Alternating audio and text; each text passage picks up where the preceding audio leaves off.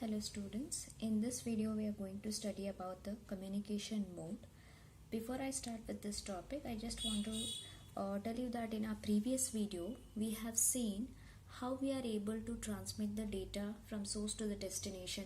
Maybe we are using different topologies like star, bus, mesh topology, and when we are using such topology, maybe we are transmitting the data based upon the guided or unguided media, means wired based or the wireless based. Okay, and then we have also studied what kind of technique we are applying whenever we are transmitting, like whether we are sending our data through the circuit switching. Okay, if at all, if we are transmitting the data through the telegraph, then what method we are using. If at all, right now in the internet based, if we are transmitting the data, maybe video call or audio call or something like that over the internet, then we are currently using packet switching technique, right? So depending upon all these things, the first very important topic is the communication mode. In this communication mode, we are going to study how exactly the data flow depending upon which media we are using. Okay, suppose now see, in certain situation it demands that only the sender should be active and the receiver should not be inactive. Sometimes it demands the situation or the type of media we are using is the sender should be active, receiver also should be active, but not at the same time. But the certain situation demands that both the sender and the receiver can be active at the same time. For an example, I can tell you the communication mode between the your TV and a remote. Now in that case, communication mode what I'm using, or the communication media what I'm using here is the infrared rays. Already we have discussed this part, and we know the nature of infrared, that it travels in an unidirectional and it always follow the line of sight propagation. When there is unidirectional, then do you think that both the sender and receiver to be active? No, only sender can be active. That means only your remote can be active. Your remote is giving the signals to the TV, so that way the TV is having a receiver will accept the data and it is changing its channel accordingly, right? So this is, I can call it as sender is active and receiver is not active. Now this is one of the situation where we need to implement what kind of communication mode we have to apply. Okay, so let us start with the communication mode, which actually defines how the data flow depending upon the type of the media we are using. The first one we are going to study is about the simplex mode. Okay, here in this diagram you can see, in case of simplex mode, there is only one interface known as a transmitter, or you can also call it as the sender. Okay, so there is one interface, that is a transmitter, and all other interfaces are the receiver. Right now in this my diagram, only one receiver is there. There can be multiple receiver, but make sure that in simplex mode there is always only one transmitter, and if at all if you are having more than one other device, that should be a receiver only. Okay, they cannot act as the transmitter. The complete, now these can exchange the information whenever the sender is sending. This sender is have the capability only to transmit the data, whereas the receiver has the capability only to receive the data. Receiver cannot transmit and the sender cannot receive the data. This is the one of the communication mode known as simplex mode, where there is only one interface known as the transmitter or the sender, and the rest all the devices should be the receiver. Now whenever I am transmitting the data, the full bandwidth will be completely will be traveling across the transmitter to the receivers. That means, suppose think that whatever medium I am using, whether it's a wired based or the wireless based, suppose think that it is having 100 megabits per second data transfer rate is, if it is there, then the entire bandwidth will be given to the transmitter itself. There will, okay, and the full channel will be of 100 megabits per second data transfer, you can send it to the receiver. Okay, then next one is, on this channel transmitting interface cannot receive the data and receiving interface cannot transmit the data. The best example I can give here is the TV broadcasting. As I already said the example with the remote and the TV, where remote is acting as a transmitter and your TV is acting as a receiver, where only remote can send the data signals to the receiver. Okay, think that the remote is there. Okay, a remote is there where in the same room your radio is also there. Maybe two different TVs are there. I'll take two different TVs are there. Both, now one remote is there. No matter you operate that one with one remote to the TV, only remote has the capability to transmit the data. Both the TV should act as a receiver. One more example I can give here is the radio also.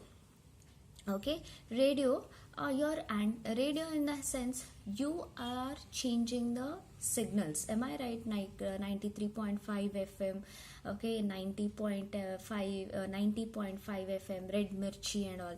You are giving the signals, right? Now, from the radio signals they are transmitting, and the antenna which is present on your radio are accepting those data, and as per you are changing the channel, it is playing the particular channel. But you are not sending any kind of signals to the radio station, right? Only radio station is acting as a transmitter in that case, and you are acting as the receiver. That means your radio is acting as a receiver with an antenna. One more example I can give is keyboard and your monitors. Keyboard can only input and monitor can only have the ability to accept the data. That means it is having the ability to output the data. Keyboard cannot display the output, neither monitor cannot give the input, isn't it? So that is how the simplex mode works. The next one is the half duplex. In this half duplex, before I explain this, I can give an example as walkie-talkie. The walkie-talkie which has been used by, can give current example like the traffic police. You have commonly seen the traffic police will be having certain these kinds of phones, cordless phones they'll be having. These are nothing but the walkie-talkies.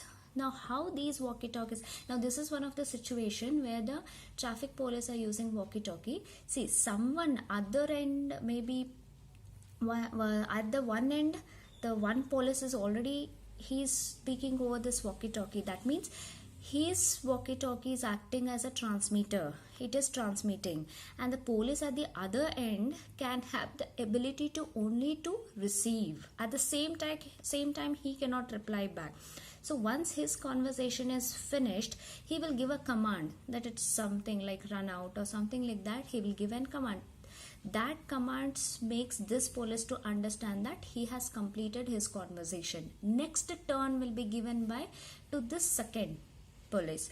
Second police, when he is also having the ability to transmit, but at the same time the first police cannot transmit the signals, wherein he can act only as the receiver. I hope you are understanding. So hence the half duplex working is that. So in this channel, each interface works as a transmitter as well as the receiver, but only one interface can transmit at the time. See, when the sender is transmitting the data, the other side should act as only as receiver. He cannot simultaneously act as a sender. When this person is receiving, he cannot simultaneously transmit the data. Instead, in that case, he should act as only as the receiver.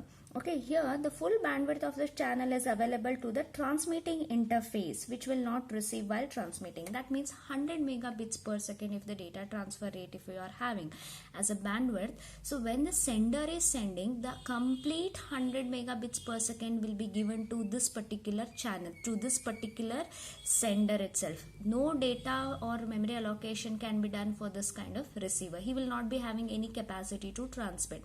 Now, after his sending is over, the complete bandwidth will be transferred to at the receiver, because next time is receiver will be transmitting the data. So again 100 megabits per second complete bandwidth will be, capacity will be used by this sender, and then hence this side the receiver will receive the data at the speed of 100 megabits per second. Now bandwidth is what?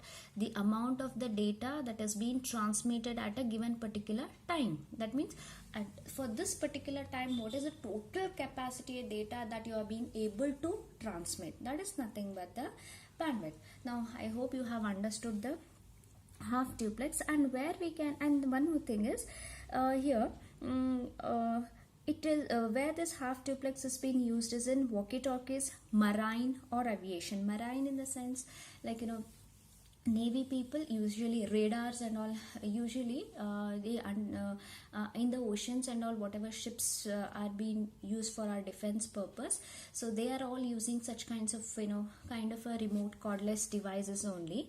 Okay, those are nothing but the walkie itself, which are being used in the marine, and all these are working based upon the radars. Okay, where at one point of time the sender will be having capacity to send and the receiver cannot transmit. Receiver has to only receive. At the other end, receiver, when he gets the chance, okay, and other end the transmitter, the other end, he cannot transmit the data. His job is to only just to receive. All these are being used in the marine. Aviation in the sense, aircrafts, airplanes, you have seen in most of the movies and all. First they'll be talking over some cordless device they'll be holding. They will pass the message and they say that okay, run out or something like that message they will send. Then the chance will be given at the other end to send the data. So all these nothing much depends comes under the half duplex. I hope you are understanding. Depending upon what media we are using and depending upon the situation, we have to decide what communication modes we have to use, whether for simplex, whether for the half duplex, and the next most important which we are currently using is the that's a full duplex. Okay, full duplex, where you can extensively used. One best example is the telephone network, right? Your mobile phones are not acting as walkie-talkie, wherein if two people are communicating with each other, in a sense, the first person, maybe person A and person B is talking. A person is transmitting the data, B person might be receiving. At the same time, B person also may have transmit his signals. He may talk at the simultaneously, and the person A can simultaneously listen as well as he can even talk also. So this is nothing but the full duplex. In this full duplex, each is serving as a transmitter or the receiver. I hope you are able to see this. Here half duplex, both were each one was acting as a sender and the receiver, but at the same time they cannot exchange the information. Okay, once after sending, after that they can receive. But here it is not like that.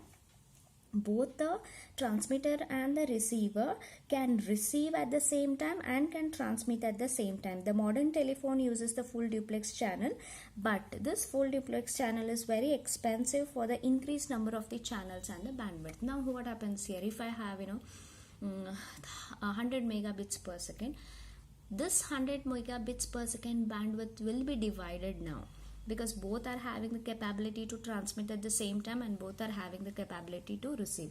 When they are receiving, you no need to have a bandwidth, but when they are transmitting, maybe 50 megabits per second to this sender, they may assign 50 megabits per second at this sender they may assign, but the total capacity of this cable, or whether it's a cable, wired based or wireless, is having only capacity to hold 100 megabits per second. Maybe here half of the bandwidth may be given to this sender, half of the bandwidth may be given to this sender. Now this is what about the full duplex. Now I can one more example with a detail I can explain you again.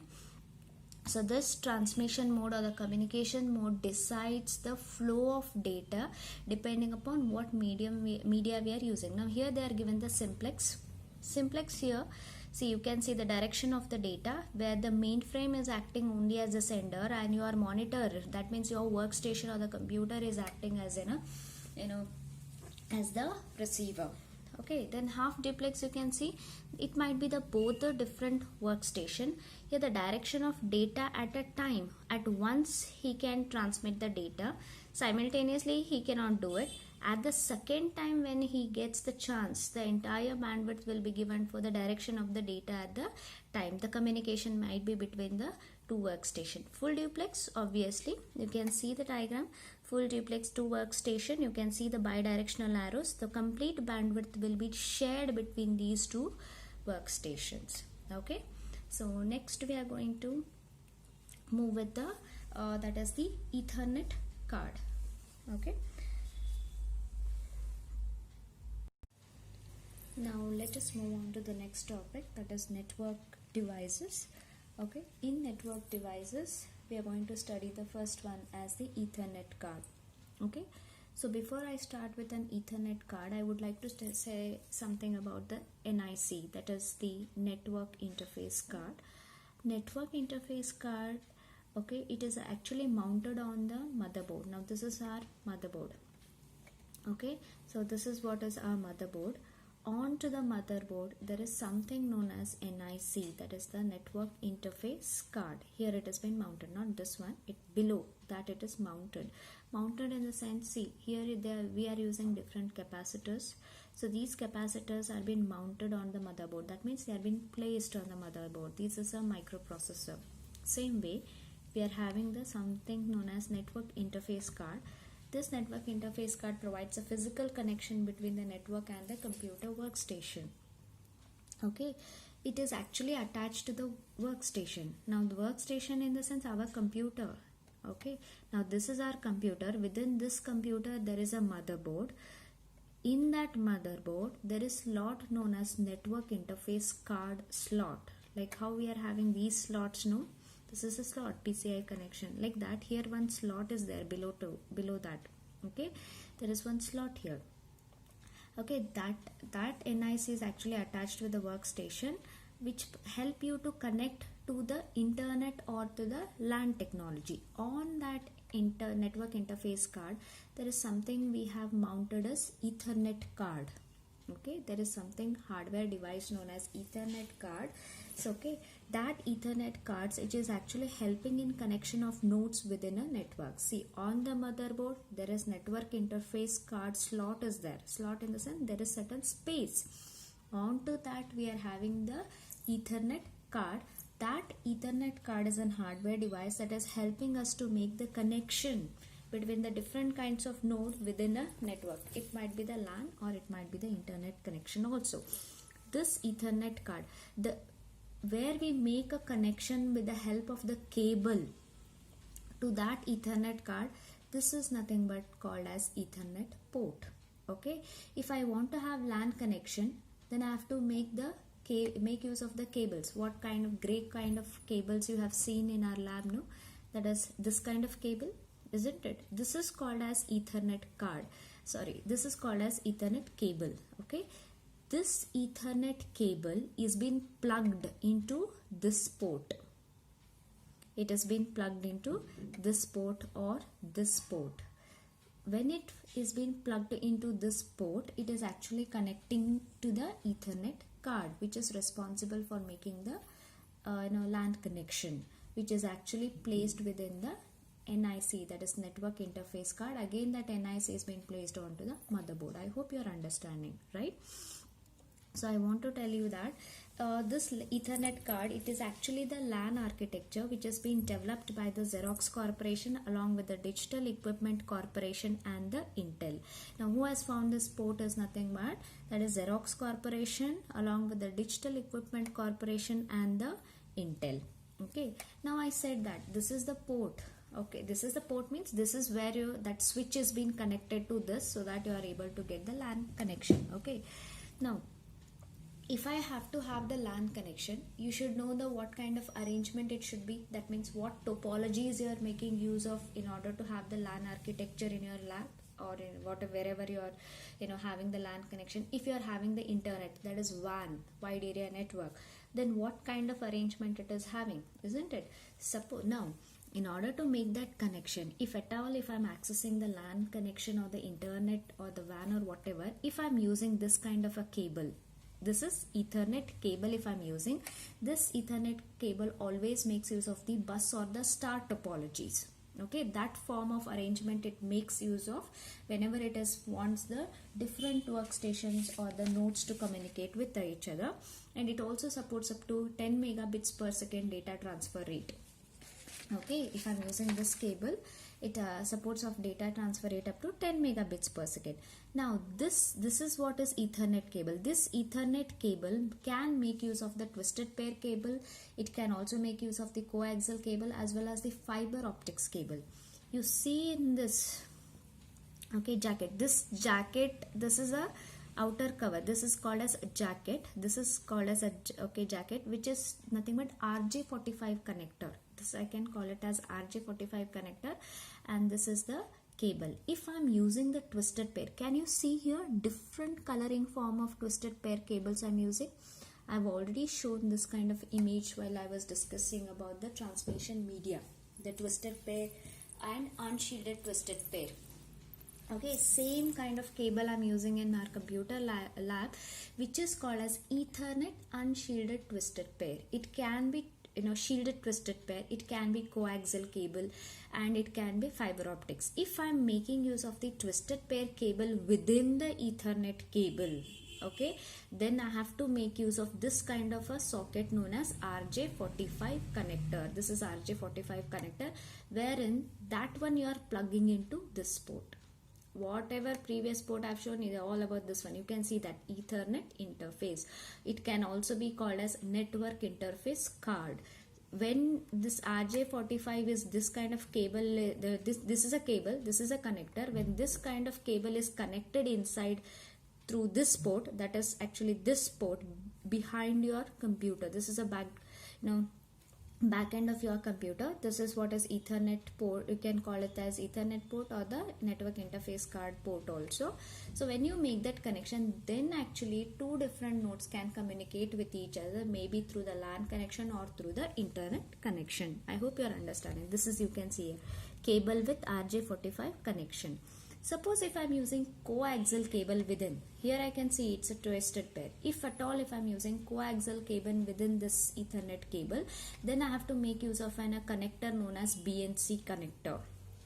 Okay, this would be the front end. Cable will be there as usual like this behind the Ethernet cable only, but the front end would be the BNC connector if I'm using the coaxial cable. Okay, and if I'm using the fiber optics, obviously it will be again in the form of light. Okay, fiber optics usually carry the data in the form of light. Okay, the one more thing what you should know is the computers that are a part of this Ethernet, the computers that is making use of these kinds of Ethernet cables in order to have the LAN or the internet connection, they should be installed with a special card known as the Ethernet card. Within this it will be there. It is pre-installed. Nowadays all the computers will come pre-installed. That is why you'll not get to know where exactly this Ethernet card will be. Okay, how exactly it is being mounted on. It is not an external device. Almost nowadays all the computers, in olden days all we had an external devices, okay, but nowadays all the computers are inbuilt, and they are providing this port in order to make the connection. That is what is the Ethernet card. Okay, next one more thing what I wanted to tell is, I'm so sorry for this. This Ethernet card is also making use of certain connectors known as AUI connectors. I'll show you. Yes, these kinds of connectors are being made used by this Ethernet card, which are called as attachment user interface card. Okay, these attachment user interface cards are helping us to connect the coaxial cable, twisted pair cable, or the fiber optics cable to an Ethernet card. For an example, you have seen this kind of connector when I was connecting my projector, when I was connecting my laptop to the projector in the computer lab. Okay, so in that time I was using this kind of connector, but the cable I was using was Ethernet cable, but I was making the connection between the projector and my computer lab by using the Ethernet cable. But in that case I was using this kind of connector, which is known as attachment user connector. Okay, attachment user connector. Okay, then just an additional information, I would like to tell you that the fastest Ethernet nowadays what we can find is that cable is called as 100 base T. Okay, which is actually previously in olden days it was just hardly providing 10 megabits per second, but now we have 100 megabits per second. Okay, here you can see it is also called as an RJ45 NIC. All are nothing but the Ethernet ports only. By using the Ethernet card, it is helping you to provide a connection. This is again a motherboard. Here this is Ethernet port. You can see nowadays we have gigabit Ethernet network interface card also, which is providing around 1000 megabits per second. If I'm using the gigabit Ethernet. It provides a data transfer rate up to 1000 megabits per second. And if I'm using the optical fibers, these Ethernet cables can also use optical fibers when we have to have the data to be sent very long distance. Okay, if we are having high transmission data distance, if we are having, then we have to go for fiber optics, which is very much immune to the interference and noise. But if we are using fiber optics, it is very expensive. Now this is all about the Ethernet card. What you should know is, it is a card, it's a hardware device that helps in connection of nodes within a network. It might be a LAN network, it might be internet, or it can be MAN or WAN, whatever it is. It is a kind of LAN architecture. Okay, if I want to have the LAN connection, I have to make use of the Ethernet cables. And if I'm using Ethernet cables, obviously there should be an Ethernet card which has already been pre-installed in almost all of the computers, okay, nowadays. So that Ethernet card has been mounted on the NIC. You need not to know about NIC, network interface card, but sometimes, in some images I'm showing that it is an NIC. The later you should not get confused about what exactly this NIC. This is network interface card which has already been mounted on the motherboard. In that NIC card, we are actually mounted the Ethernet card. That is the reason I said about the NIC. Okay, so this completes about the Ethernet card. Okay, so next topics we will see in our next videos. Okay, thank you.